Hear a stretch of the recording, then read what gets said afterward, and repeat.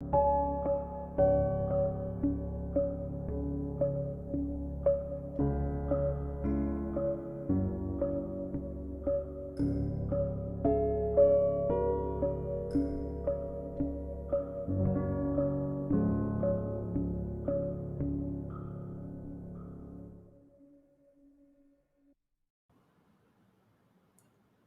everyone. A very warm welcome to episode number 20 of Psychology Talks.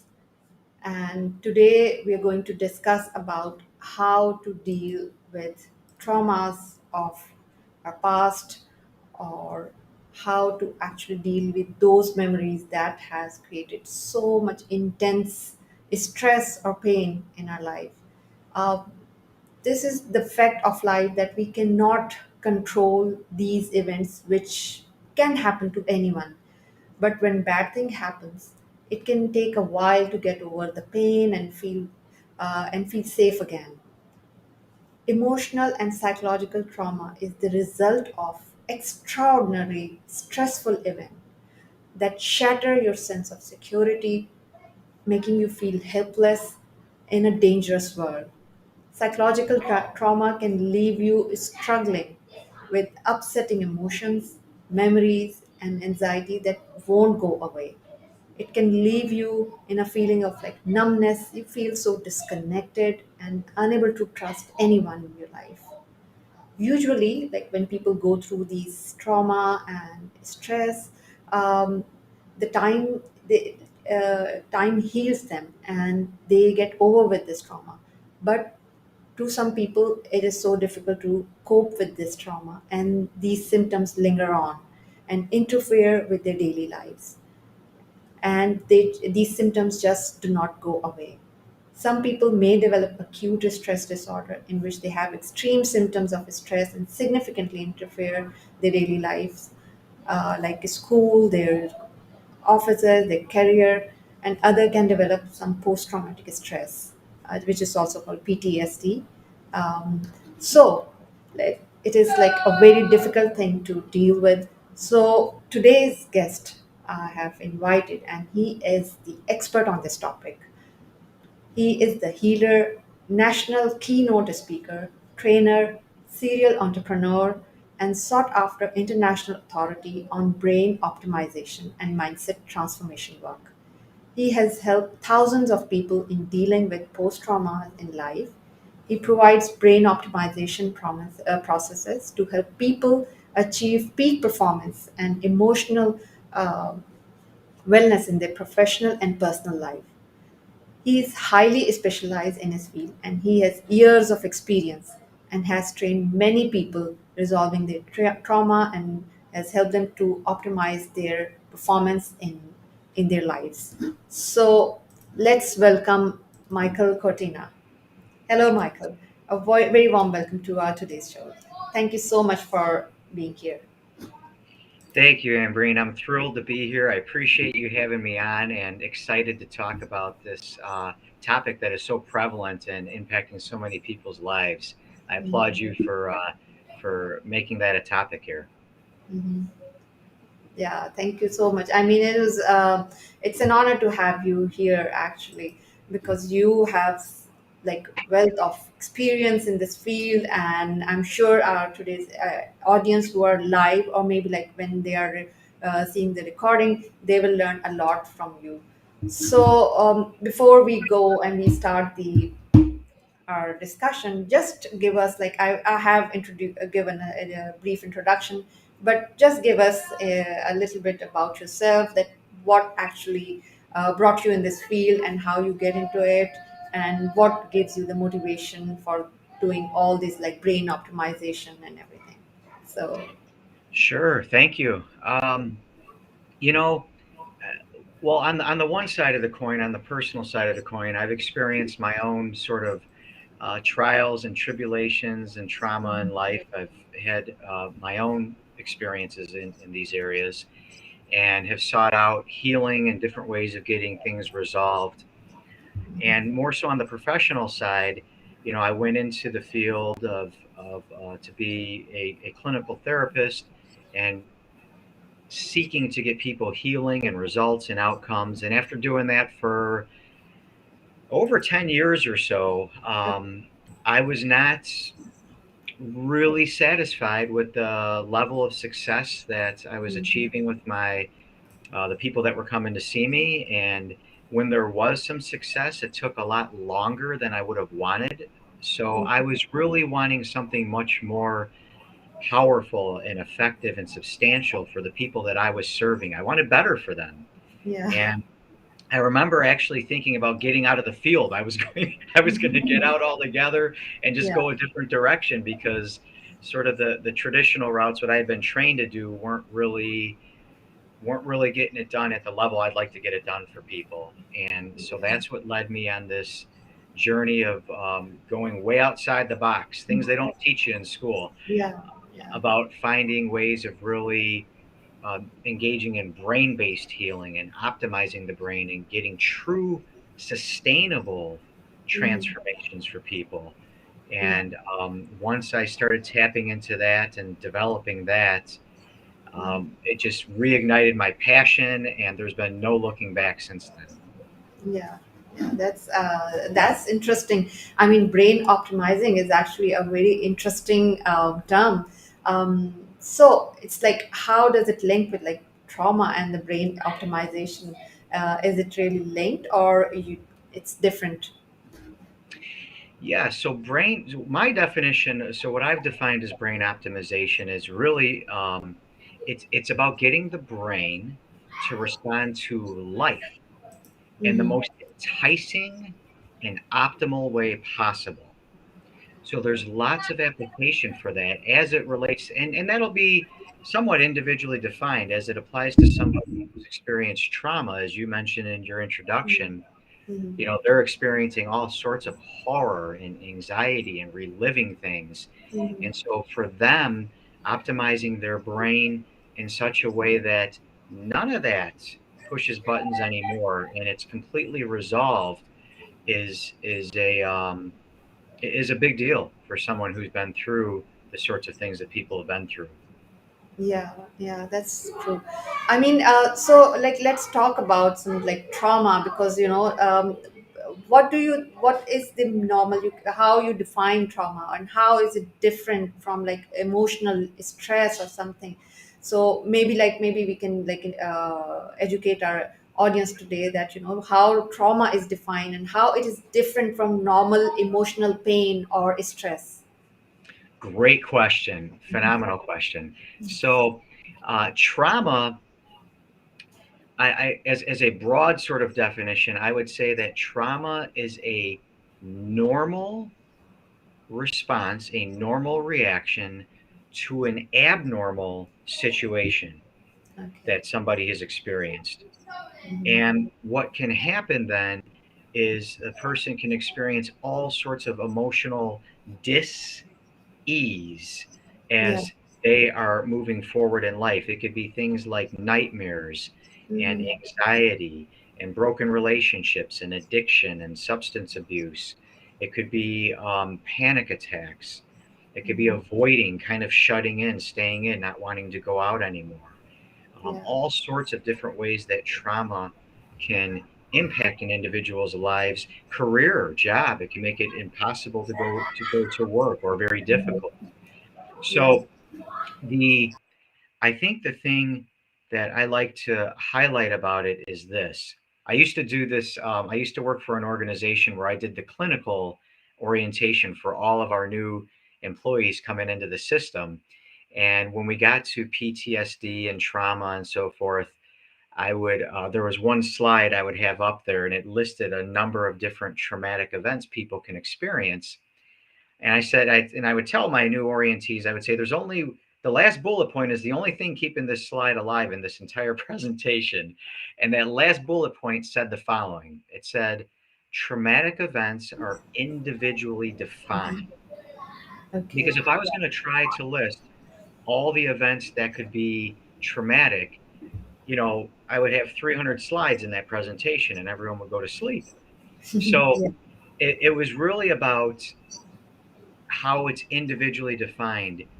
Let's Yeah. say you can experience, let's say I get in a car accident today and I get T-boned on the passenger side and I don't want to drive anymore. I put the keys down. I say, I'm not going down that road anymore. Forget about it.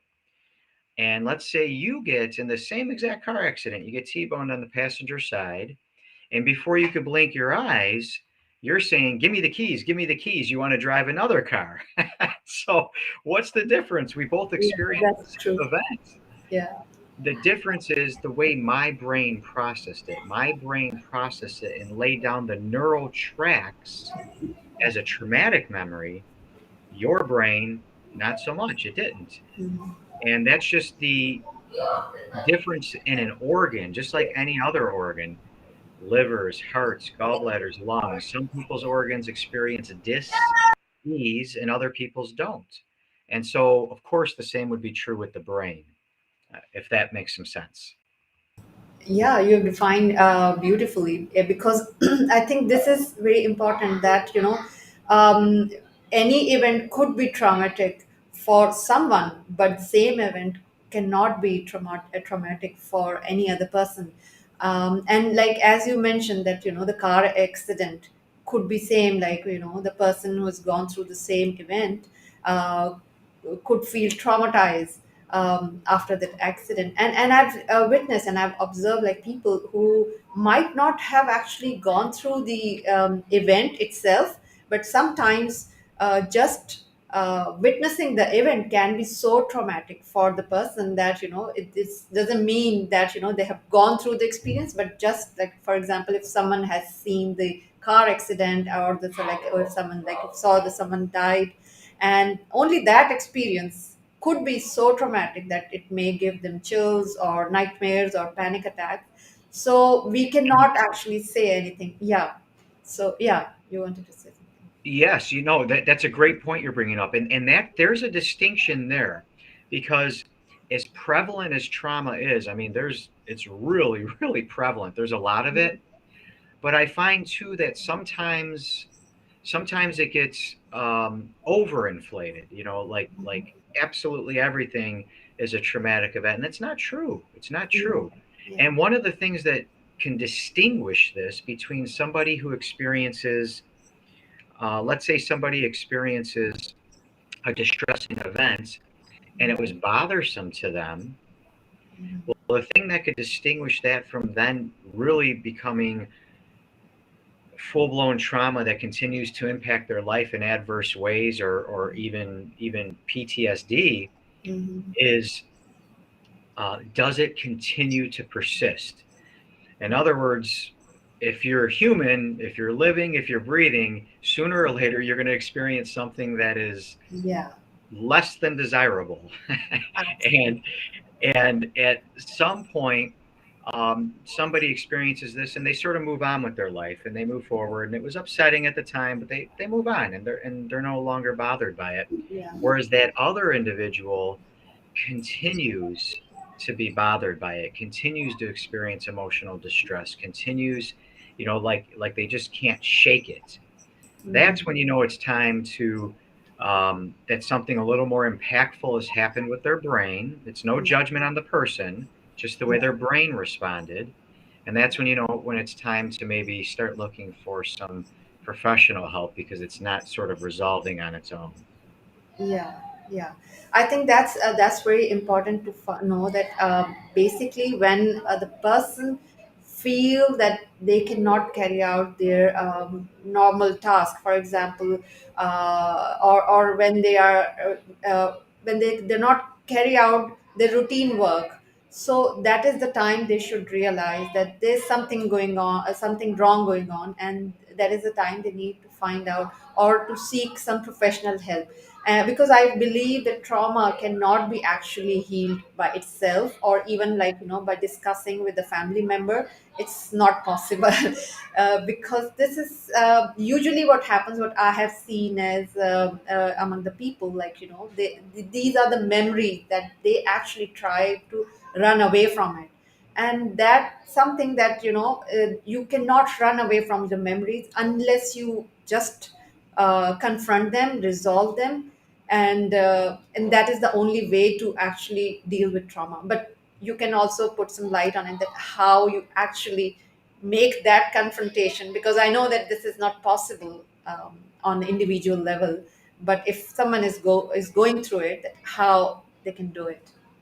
That you are making my heart so happy right now. I'm so that, glad to do that. Yeah.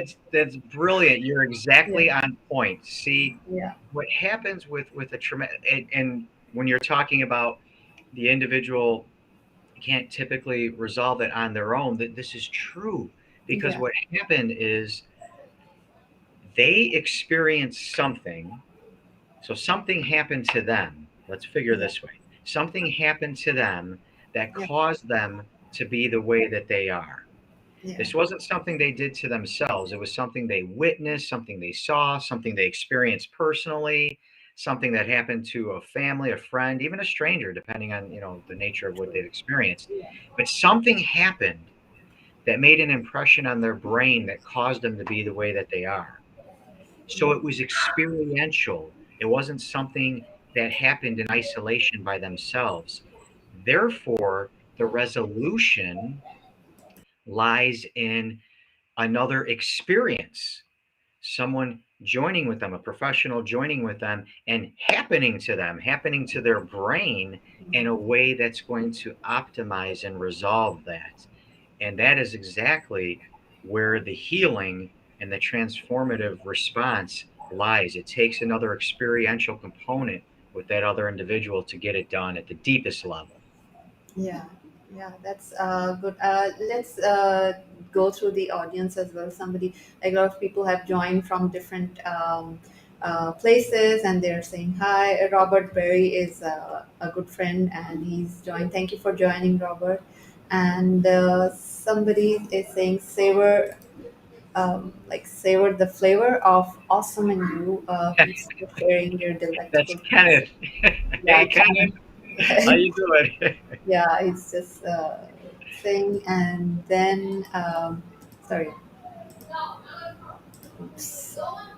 Yeah, Irfan, you learned the information. God bless you for family, and thank you so much. So thank you everyone who is watching our program, for joining today, and feel free to actually uh, post your questions here so we can reply to you. So move on to the our discussion. As you mentioned in the beginning, that that's like basically you have some program, and it's about the brain optimization. And as like we were chatting before that, and you mentioned that you have created a program that usually dealing with trauma takes longer. And so, but I think you have come up with some program which actually shorten the time and it's more effective. So can you share a little bit about your program on that? My pleasure. Thank you for asking. Because what I want people to know is that there is absolutely hope. There is absolutely hope available. Trauma can be resolved. And the game changer now is this: it used to be that the treatment of trauma required a long time.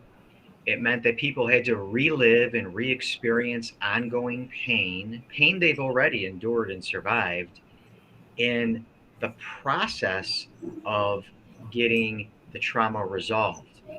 Well, that has all changed because what's our understanding of the brain has evolved, and so too with it has intervention. And that's what drove me to develop the Cortina method. So I've developed the Cortina method for resolving trauma, and in doing this, we can resolve trauma in as little as, okay, now hold on, put on, put on your seatbelt. Yeah. We can resolve trauma in as little as a single visit. Okay. Single visit. And this has happened for countless people over time.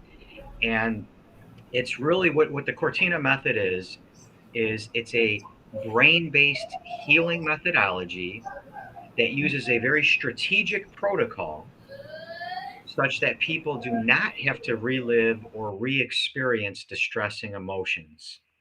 And at the conclusion of that, what has happened is whatever people have experienced, in terms of traumatic event no longer has the ability, the capacity to cause any emotional distress anymore. We're looking at effectiveness rates about 90%. So it's a very highly effective healing model compared to many of the traditional models out there that I've studied over the decades, and I've practiced. I've practiced other models over the decades. Very, very high effectiveness rate. Yeah. Um, so that there's resolution. It doesn't have to take a long time. It can be very gentle and lifting and light and effective.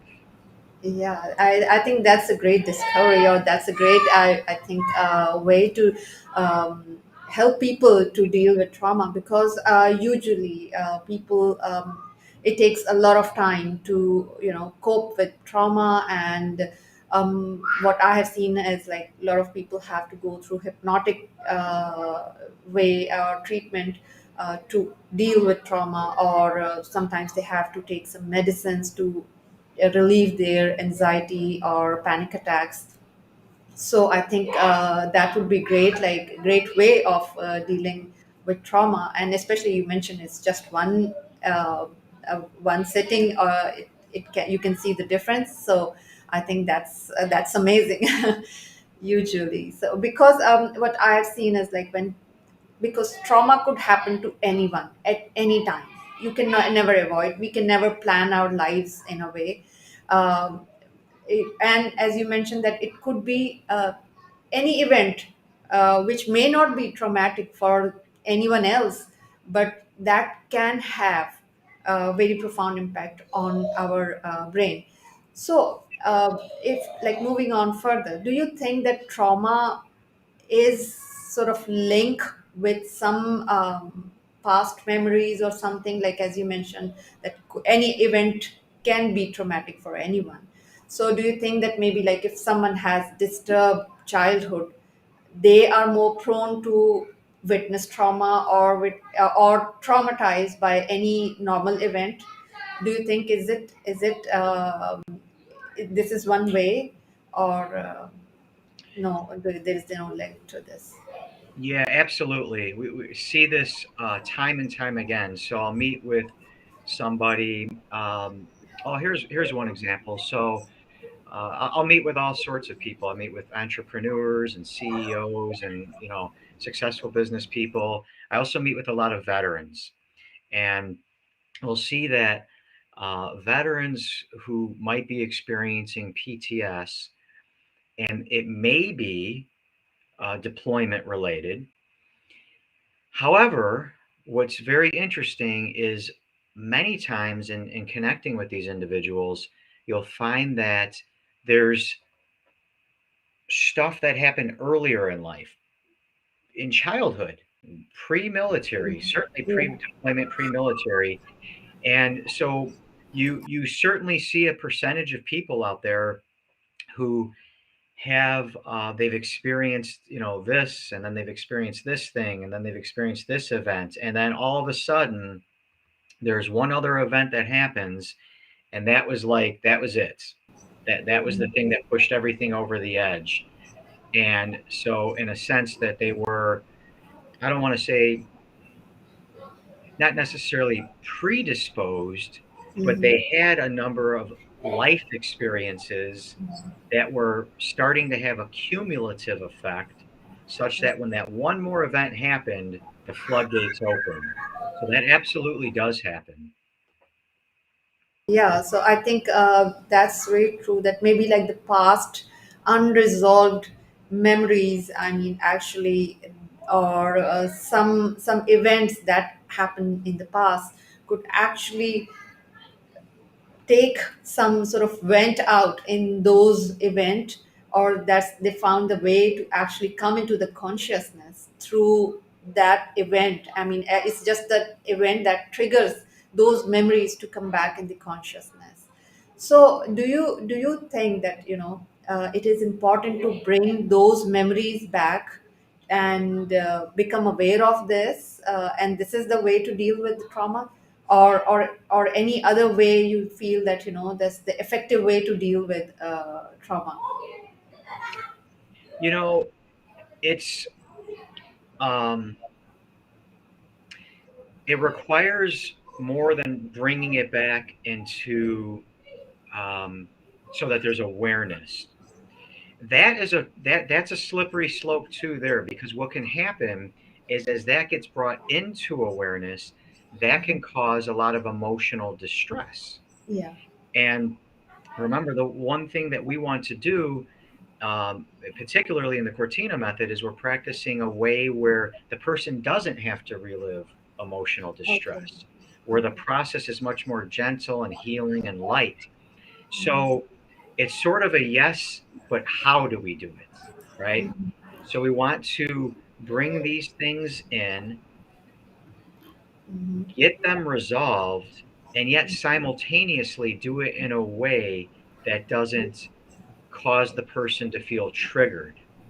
Now, the awareness in and of itself is not going to do it, because I can tell you lots and lots of people say, well, I remembered this happened to me, and Mhm. now I have the awareness and I have the insight about Mhm. what happened. And maybe I even have insight into why I behave the way that I do. Mhm.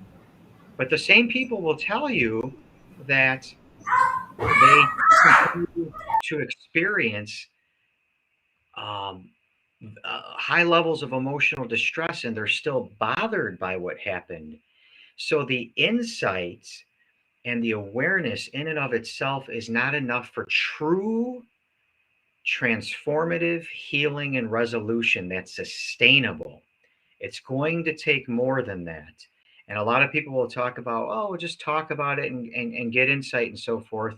It'll take more than that. It'll take actual brain reprocessing to truly get that resolved in a way that is sustainable for that individual moving forward in their life. Mhm. Yeah, I mean, because that's what is there is one danger in, because bringing those memories back into awareness, because people may feel the same emotional distress again, and and that can cause more harm to them. But there are certain ways. I mean, there are certain ways of treating the people this trauma, like the same way. Because I remember that one hypnotherapist said that there was one person who was in coma, and he was almost the doctor, he could hear actually the doctor saying that he's almost dead. And at that time, since he was in coma, he knew that what's happening, and he said that he wanted to say it loud, that he is alive. But that sort of such memory actually was quite traumatic, and that was hindering his uh, like daily routine, their life. So then again, during the hypnotic session, that trainer brought these memories back, and then he had the courage to shout that okay, he wants to live and he's alive. And once those memory come back, he was perfectly fine. He could resolve that trauma in that way. So sometimes I've seen that it does work well, that when you brought those memory in awareness, and then you find the way to deal with them, right? Yeah, sure. Because if it's buried, then it's kind of like, well, how do you resolve that? So, to your point, you want some level Mhm. of accessibility Yeah. to the way the brain is processing Hmm. prior events that were Yeah. traumatic. To get to resolution, having some accessibility to that makes great sense. Yeah. Makes Okay. great Yeah. sense. Okay, that's great. Mhm. So, okay, so what do you think that the people who are in the surrounding, and they're witnessing that maybe their loved one are going through this post-traumatic stress. So, what is their role? What should they do? Should they guide them, or should they, like, how do they convince the person that they need to seek help or something? What should be done by them? Yeah. Great question. Great question. The first thing is this. The first thing is really, it's in line with smashing stigma. And it's really foundational. It's understanding this, that the brain is an organ, just like any other organ. It can experience dis-ease. The heart, Mm. the lungs, the gallbladder, the liver.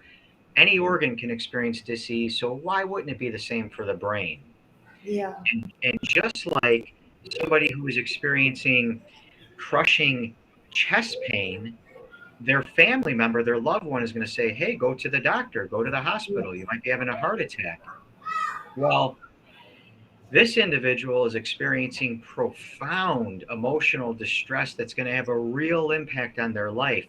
So, the first thing we have to do is overcome the stigma, smash the stigma, and understand that it's just an organ. The brain is experiencing some impact, Yeah. and let's go and get some help in the same way that you would get help for your liver, your lungs, etc.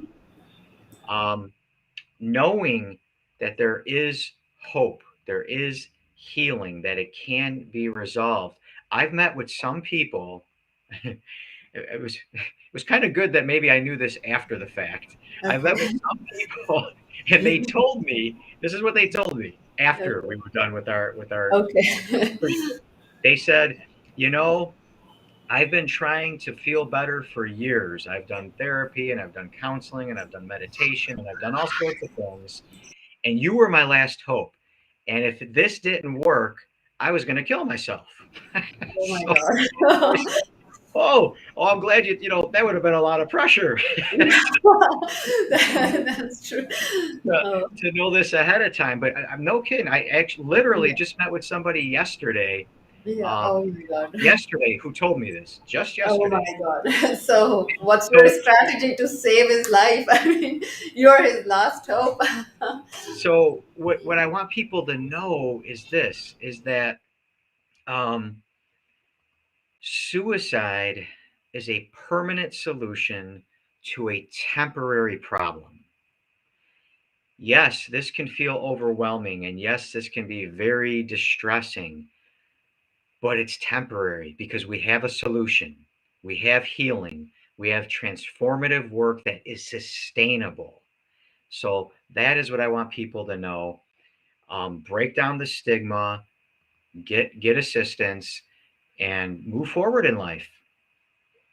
Yeah, that's actually very true. A lot of people actually just cannot deal with trauma, and so they think that this is the end of the life, and this is the reason why a couple of months back I actually ran this challenge also about like because say no to suicide, because a lot of people usually go through such traumatic event, maybe they lost their loved one, or they lost the career, or they feel that they have like they cannot deal with financially, they're broke, so they think that this is the end of the life. But the only thing they need to realize is just the end of one chapter in the life. If they just make right turn, if there's no way to move ahead, they need to take a turn. It's not just that it's the end of the life.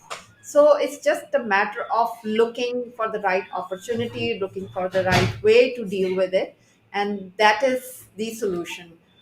So I think we are actually reaching to the end of the show. Although this topic is very interesting and we can go on and on. Yes. So meanwhile, I'd ask from the audience that maybe if they have any questions, they can put in the chat. And meanwhile, I'll ask you that maybe is there any one advice you want to give to our audience today? Yes, spread the word. Spread the word. Spread the news that healing is not only possible, but in my experience, it's actually probable. The likelihood of getting things resolved and healed is really, really high. So spread the word, spread the light, let people know that there is hope. Um, I did see one question on the Facebook Live here. I didn't know if you wanted me to speak to that or no, or Okay. Yeah, you can take the question. No problem. I mean, if it's all okay. for the audience. Yeah. Thank you. So Joan asked, thank you, Joan, and hi, Joan. Um, asked how to find a therapist that can really help with trauma, and are they all the same? And the answer is they are definitely not all the same. There are very, very different approaches to treatment. Some of them, let's just say, I would describe as as well. Ambreen, do you know what they used to do Uh-huh. with people who experienced mental health and wellness challenges decades and decades and decades ago? And I would ask Mhm. this to people, and they would say things. Oh, they would. They would give them a lobotomy, they'd give them ECT, they would, Yeah. do bloodletting with leeches. I said, go back even further. Hmm. What we used to do is people used to get chained to walls, Yes, put that's away and chained to walls. And yeah. I was running a training, a master class on treating trauma. And I said, what would you guys think if you walked in here and I said, hey, I got this great new way to treat trauma. I think what we ought to do is chain people to walls. they, they would look at me and they would fire me immediately. They would say, you're Yeah. crazy. We're going to fire Yeah. you.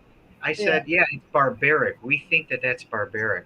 And Yeah. there's some treatments that are happening right now that I hope in 20 years, 30 years, I hope in 5 years, 50 years, that we look at these as barbaric because there's a much gentler way to do things. So Mhm. not all providers are the same, Joan. Thank you for asking that.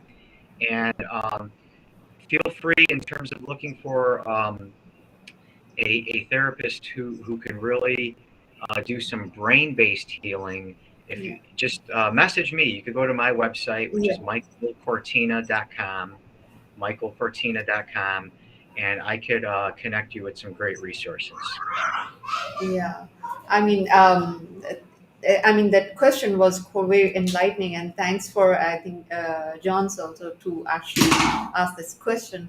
And thank you for the advice. And I would just say that never feel shy to seek advice, never be afraid to seek help, because you may feel, if someone is like going through any trauma or any disturbance like emotional distress, they cannot sometimes deal with it individually. They need to take help. It's just like, as Michael mentioned, that it's like maybe when we feel we have any disease, like physical ailment, we go to doctor.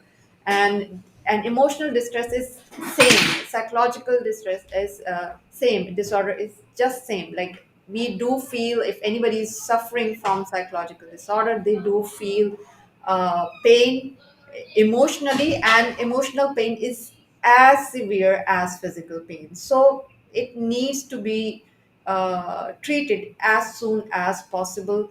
And so whenever, like, you feel like you feeling emotionally depressed, emotionally distressed, or you feel that you had trauma in the past, go and seek some help. And I think Michael is an expert, so please feel free to message him through his website. He has the great LinkedIn profile as well, and he's on Facebook, so please feel free to get in touch with him and take action rather than it's before it's too late.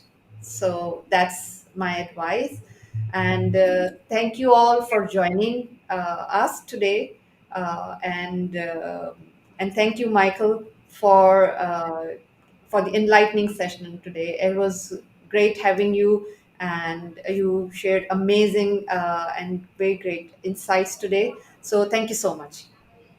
My absolute pleasure. Thank you, Ambreen, for having me on and for taking on such a profound topic Yeah. and being bold enough to do that. So it was a joy to connect with you. Thank you. Yeah. Thank you so much. So, okay, bye bye, everyone, and have a great